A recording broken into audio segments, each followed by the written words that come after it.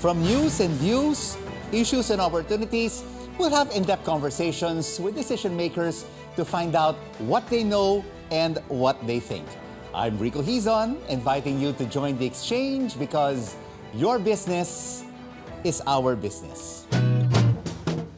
Pets provide us joy, company, and comfort as we live stressful lives. These fur babies, coming in all breeds, shapes, and sizes, are loved and cared for thanks to government and private efforts. With many fur parents willing to spend to spoil their pets, how are businesses addressing this animal-driven demand? The vision of pet care essentials in our sweet vision.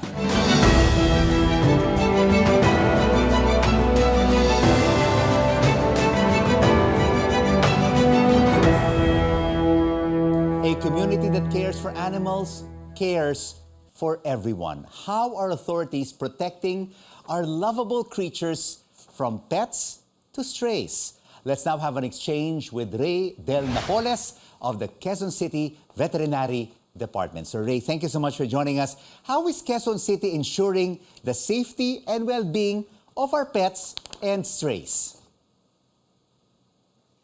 Well, the priority of the city government is to protect our constituents. So every day we are on the field providing spay and neuter, rabies programs. So nasa barangay po tayo. We're delivering the vaccines po to every possible households that we can bring in the vaccines.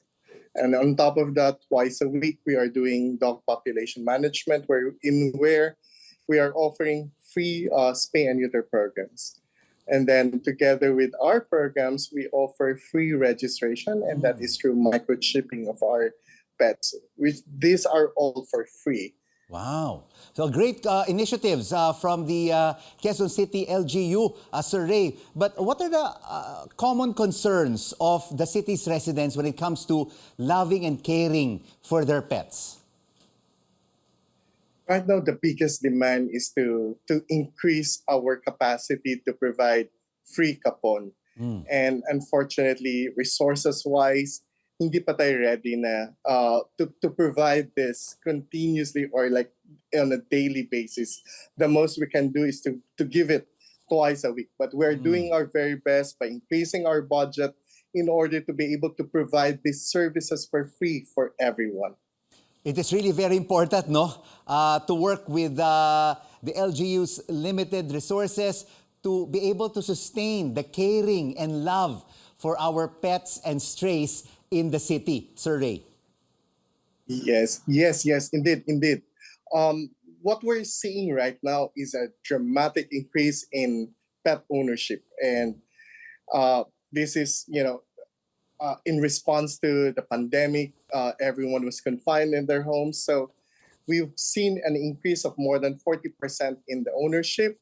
And then, what is really interesting to note, there is also an increase in cat ownership. I think the global studies has it more than 60% increase in cat ownership because this is in response to people living in small and confined spaces. A lot of pet parents in our communities over the last several years, Sir Rey. But how is the Quezon City LGU encouraging more establishments, stores, malls to become more pet-friendly, which could attract more customers? Well, this is very interesting. 5 years ago or so, malls did not allow pets, but we now have changed, a dramatic change in their perspective. As a matter of fact, the Quezon City Veterinary Department offers our services in almost all the malls in Quezon City. And how does Quezon City's efforts, Sir Rey, complement the national government that ensures animal welfare and protection? Well, it's worth noting that the national government does not have a budget right now for rabies programs. These programs are now passed on to the local government, and we are very fortunate that our mayor recognizes the need for us to step up on this.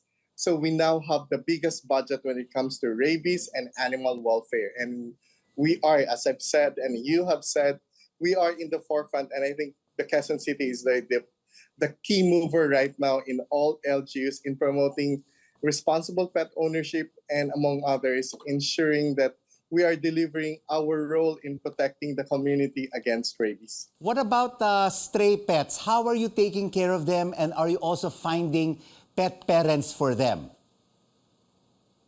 Oh yes. Last year we have established our animal care and adoption center. So this is our new program wherein after we had rescued an animal from the street, we put them into a rehabilitation program where after that period we put them into a home. So our goal is to be able to rehome and to find use to this abandoned and apparently society defined as useless animals. So we are ensuring that we would want to stop to unnecessary culling, and we will put into place rehoming of our street animals. Thank you so much for this pet policy exchange. Rey Del Napoles Yes, yes. of the Quezon City Veterinary Department. And coming up on the exchange, where your business is our business, how are civil organizations lending our animal-loving kababayans a helping paw? The Philippine Animal Welfare Society joins us next. And how much are pet owners willing to spend and splurge for their fur babies? We have an exchange with Pet Express right here on CNN Philippines. News you can trust.